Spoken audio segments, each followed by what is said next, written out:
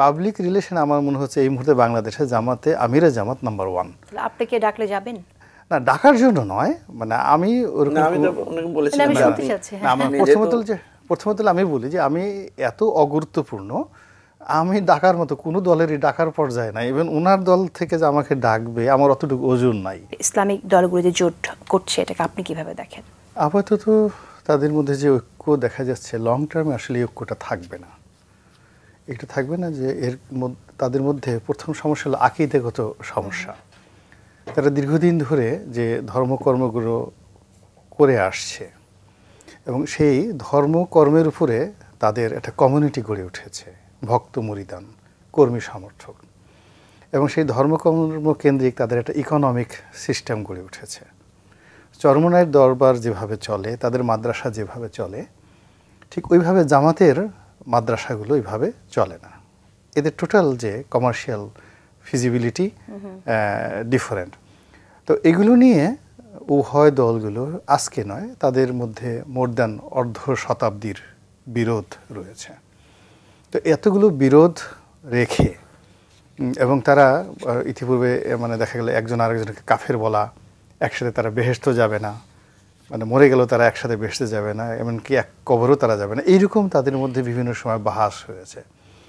তো সেখানে একটা রাজনৈতিক গোলকে কেন্দ্র করে, রাজনৈতিক পদপদবীকে, রাজনৈতিক লাভ, লালসা, কামনা, বাসনা এগুলোকে সামনে নিয়ে তাদের ওই যে পুরনো বিরোধ, সেই বিরোধকে ধামাচাপা দিয়ে তারা যে ঐক্যবদ্ধ হওয়ার চেষ্টা করছে, এটা মূলত পুরনো বিরোধকে আরও যে কোনো দুর্বল মুহূর্তে আরও সংঘাতের দিকে নিয়ে যাবে। তো এখন যেটা হচ্ছে কি, যে একে তো আওয়ামী লীগ নেই, এটার একটা বিরাট শূন্যতা, এই শূন্যতাটা পূর্ণ করতে হবে।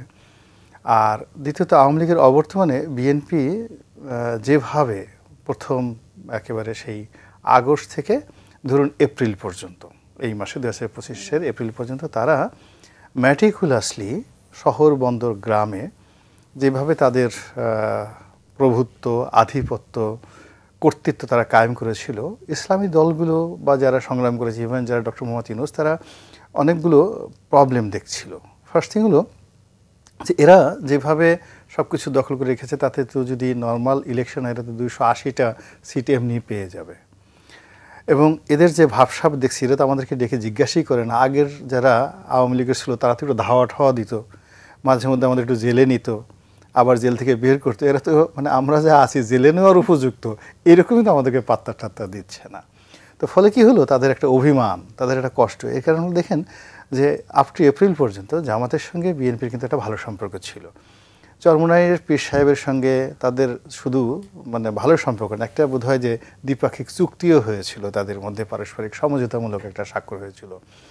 তারপরে নুরুল হক নুরু যে আছে, তাকে তো নমিনেশনই দেওয়া হবে, এভাবে তাকে একটা মানে গ্যারান্টি দেওয়া হলো, তার দল থেকে 3 জনকে নমিনেশন দেওয়া হবে। মানে বিএনপি যথাসম্ভব ছাড় দেওয়ার চেষ্টা করেছে। কিন্তু ব্যাপার হলো যে বিএনপির যে মাঠের রাজনীতিটা বিএনপির কেন্দ্রীয় কমান্ডের হাতে থাকেনি শেষ পর্যন্ত, এবং এখন একেবারেই নেই, যেটা ইসলামিক দলগুলোকে একেবারে বেইজ্জতি করে দিয়েছে। জামাতের জোটে গেল আর কি, দেখলাম আমরা। হ্যাঁ, এখন সবাই মনে করছে যে জামাত, বিশেষ করে মিস্টার শফিক যিনি আছেন আমিরে জামাত, ওনার পিআরটা খুব চমৎকার। যেটা আগে যারা ছিল, মানে এই মুহূর্তে মনে হয় যে দলের চিফ হিসেবে মঞ্জুর সাহেবের দল হয়তো জামাতের মতো তো বড় না, এখন তারও একটা ভালো পিআর আছে, he can make a good communication, public relation.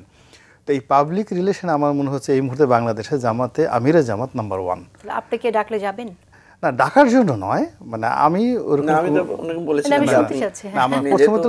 প্রথমত আমি বলি যে আমি এত অগুরুত্বপূর্ণ, আমি ডাকার মতো কোনো দলেরই ডাকার পর্যায়ে নাই। ইভেন ওনার দল থেকে যে আমাকে ডাকবে আমার অতটুকু ওজন নাই। আমার শুধুমাত্র যে আপনাদের টকশোতে এসে মানুষের ডাকে, মাঝে যে মিষ্টি মিষ্টি কথাবার্তা বলি, এই জন্য টকশো কাঁপানোর জন্য আমার এই পর্যন্তই আমার আছে। মাঝে মধ্যে যে পত্রিকায় সপ্তাহে লেখালেখি করি, এই এতটুকু পর্যন্ত। কিন্তু আপনি তো আমাকে একটি আলোচনায় বলেছিলেন যে আপনার এলাকায় আপনি স্বতন্ত্র ইলেকশন করলেও বিজয়ী হবেন।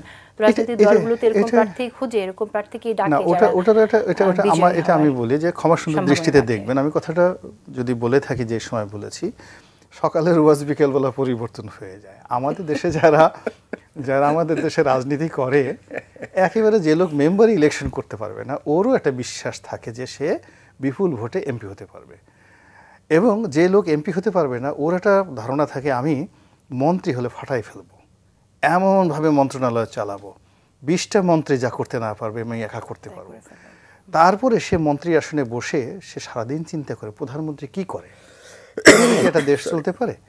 এই যে ধরেন মানুষের যে একটা চিন্তা চেতনা, এই চেতনা থেকে কিন্তু সে রাজনীতির পিছনে সারা জীবন যায়। আমাদের ওই ধরেন গ্রামে একটা মেম্বার ইলেকশন করতেছে বা করবে, সেও ওখানে বসে বসে চিন্তা করতেছে ডক্টর মোহাম্মদ ইউনূস কাজটা করতেছে কি, তার কি উচিত না আমার কাছ থেকে একটু পরামর্শ নেওয়া, আমি এত অভিজ্ঞতা নিয়ে এখানে বসে আছি, এই দেশ কিভাবে চালাবে, এটা তো ডক্টর ইউনূস আমার কাছে জানা উচিত। তো ওই রকম প্রত্যেকটা রাজনীতিবিদদেরই একটা নিজস্ব স্যাটিসফ্যাকশন থাকে, না হলে ঘর সংসার স্ত্রী পুত্র ছেড়ে দিয়ে আপনি সারা জীবন এই রাজনীতির পিছনে কেউ ছুটতে পারে না। তো ওই বিষয়টা রাজনীতিবিদরা ইলিউশনের মধ্যে থাকে, সবসময় যা বলে মিন করে না। না ওইটা ইলিউশনটা সবসময় একটা স্বপ্ন থাকে।